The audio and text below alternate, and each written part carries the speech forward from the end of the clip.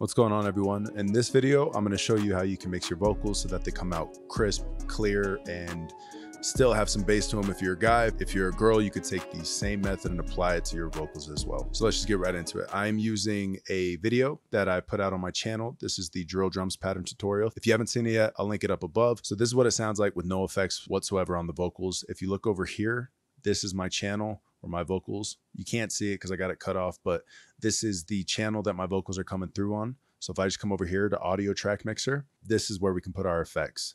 Now I have certain plugins that other people may not have. I'm going to do my best to use some of these stock plugins here. As you can see, the CLA 2A compressor, that is not a stock plugin inside of Premiere Pro. If it was, the price of Premiere Pro would be worth it for that alone. This is what it sounds like with no effects on it. So again, right click, bring it over to the bar. From here, we're gonna hit Control B and we're done. So right away, I could tell there's some room noise in that. There is some extra like little staticky stuff like that. So we're gonna clean it up. So I'm gonna go into here. I'm gonna go down to noise reduction.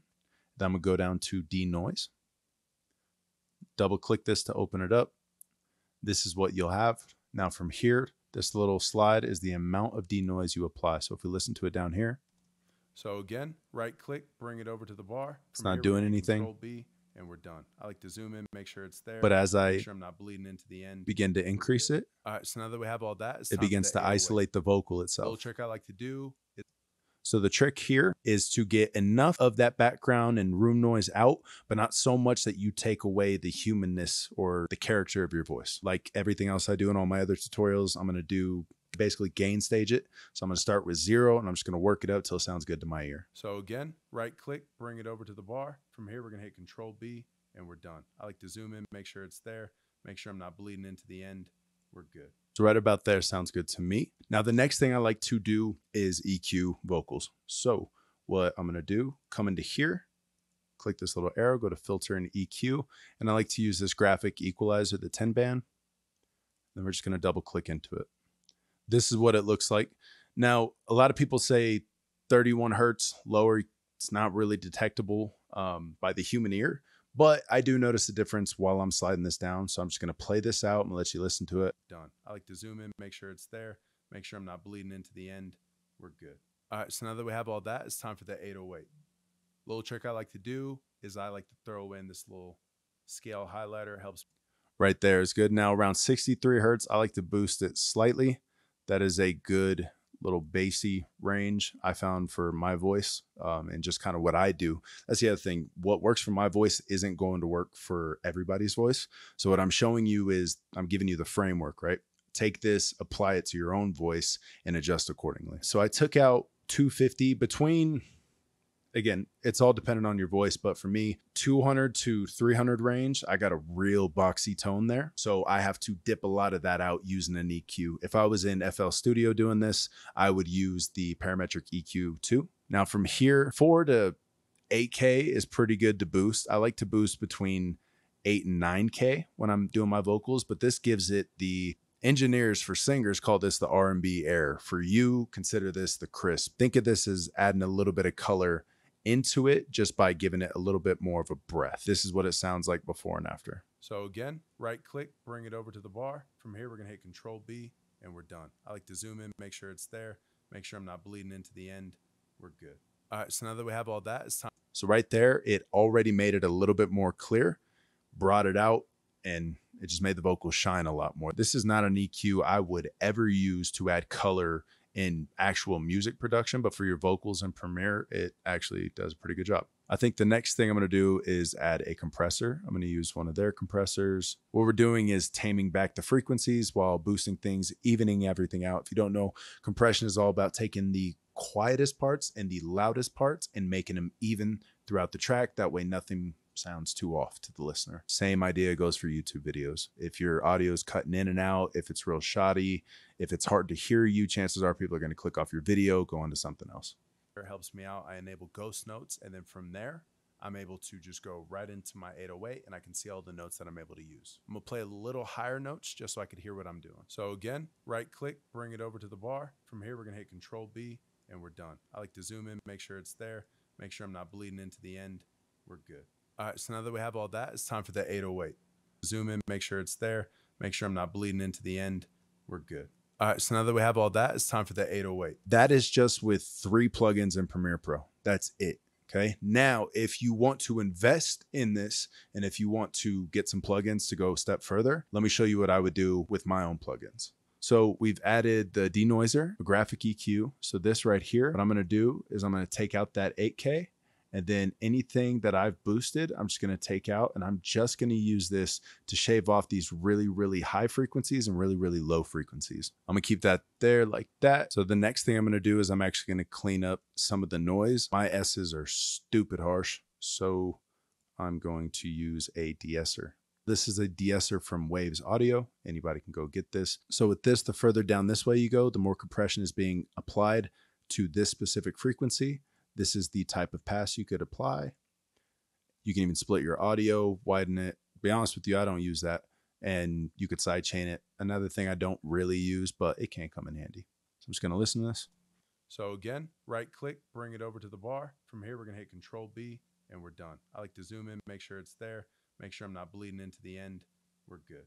All right, so now that we have all that, it's time for the 808. Little trick I like to do is I like to throw in this little scale highlighter. Helps me out. I enable ghost notes, and then from there I'm able to just go right into my 808 and I can see all the notes that I'm able to use. I'm gonna play a little higher notes just so I could hear what I'm doing. This is with it out. It's time for the 808.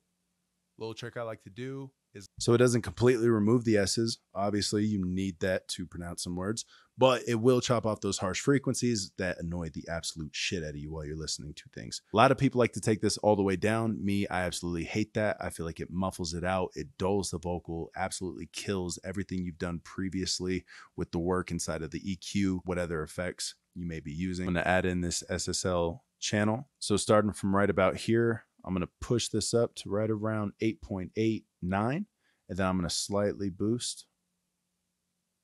I'm going to listen to that without it and then with it. So again, right click, bring it over to the bar. From here, we're going to hit Control B and we're done. I like to zoom in, make sure it's there, make sure I'm not bleeding into the end. We're good.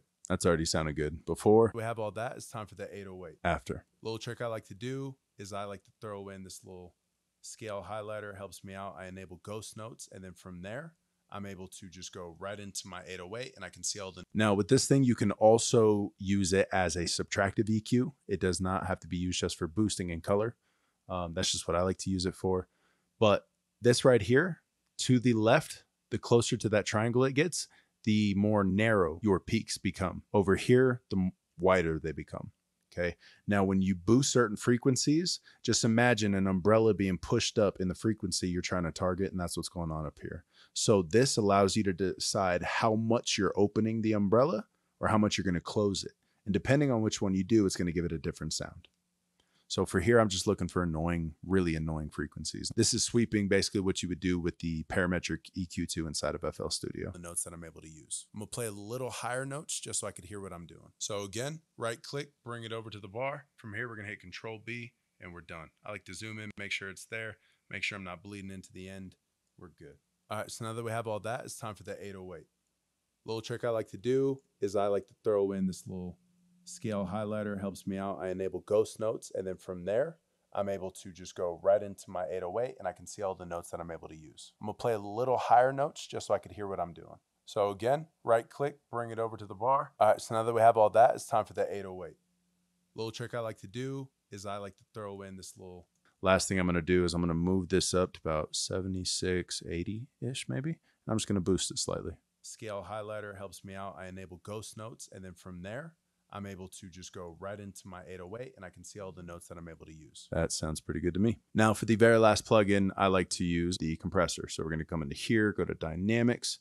And for this one, I'm going to use the, let's go with the CLA 76. When it comes to vocals, your attack can't be so quick that it chops a transient and makes you kind of sound like a robot, but it can't be so slow that as you talk, it's taking forever to catch up and you can hear it like swell up in volume, if that makes any sense. This attack, if you have it all the way over to 7, that is the fastest attack possible. If you move it all the way to the 1, that is the slowest attack possible. The input is how much of the signal, the raw signal, your sample, you're putting into the compressor, and then the output is how much the compressor is putting out. That's what makes it apply the compression. Over here is your meter showing you how much compression is being applied. The ratio here is going to determine how aggressive the compressor is going to act. If you have it on 12, 20, or all, it's going to blow it up. But if you have it about 4, which is still pretty fast, but slow enough for vocals, I like to do a 2. Usually if I used a different compressor for this, I would go with the 2. But for this, I'm just going to use the 4. That's all we have. So this is how I started out.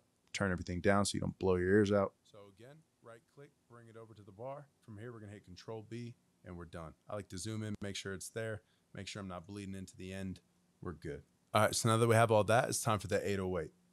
Little trick I like to do is I like to throw in this little scale highlighter. Helps me out. I enable ghost notes, and then from there, I'm able to just go right into my 808 and I can see all the notes that I'm able to use. I'm gonna play a little higher notes just so I could hear what I'm doing. So again, right click, bring it over to the bar. From here, we're gonna hit Control. Now that's kicking in way too fast because we have this attack going really, really fast. So I'm actually gonna bring this back. I'm gonna bring it about right here. So again, right click. The compressor opens up long enough for the signal to get through and then begins to apply the compression as quickly as you have it set here on your attack. Same goes for the release. If you're recording your voice to music, you're going to want to set your attack and then play with your release. You're going to want to move it right to left until it sounds like it's fitting perfect in the mix. For this, we can kind of keep it fast, not too fast, but maybe right around here. Let's listen to it.